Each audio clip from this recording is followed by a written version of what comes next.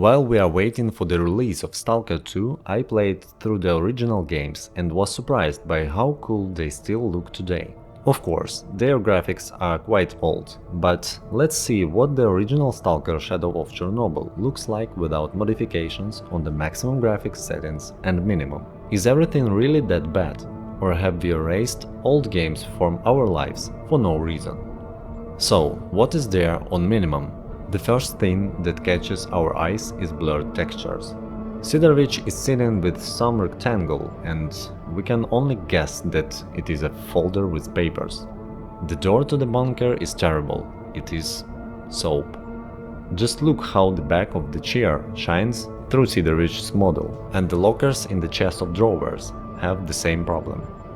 However, when we go outside, we see that in general everything is quite good. There is a lot of grass, the map doesn't look empty.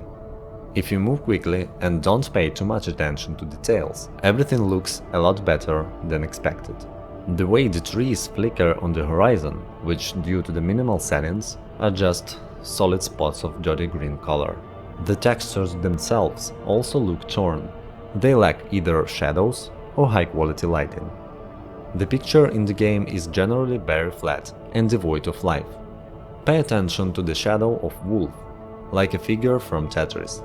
Let's not waste time, let's run to save S.T.A.L.K.E.R. S.T.A.L.K.E.R is lying on a blurred floor that pretends to be a grass and dirt, but due to the lack of even a hint of volume, well, you can see for yourself. I'm sure it wouldn't look so clumsy at maximum settings, because shadows and lighting will set the tone and texture.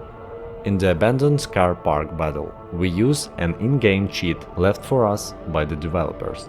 A kind of analog of wall hack in Counter-Strike. Dudes light up when they get close to the walls. We deal with the bandits, take the flash drive and move back, looking around in all directions, because we need to remember everything here well, before switching the settings to maximum. By the way, subscribe to my channel if you haven't already. And here are our maximum settings. We can immediately pay attention to how much more interesting the same game has become. How the lighting made S.T.A.L.K.E.R bunker voluminous. This is a completely different level. Even if the quality of the textures were just as poor, the lighting itself would be a huge game changer.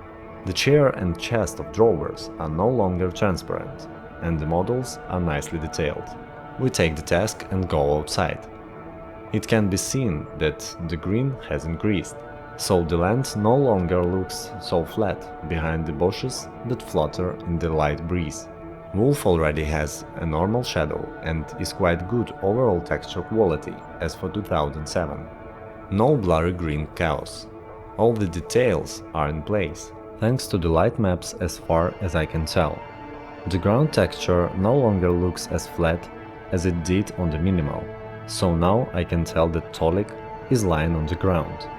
Trees and other objects have good detail, even if they are located far from the main character. So no dirty green spots on the horizon.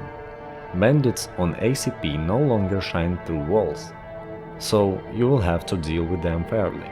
No tricks, unless quick saves. Here is how they look side by side, so you can clearly see the difference between the minimum and maximum settings.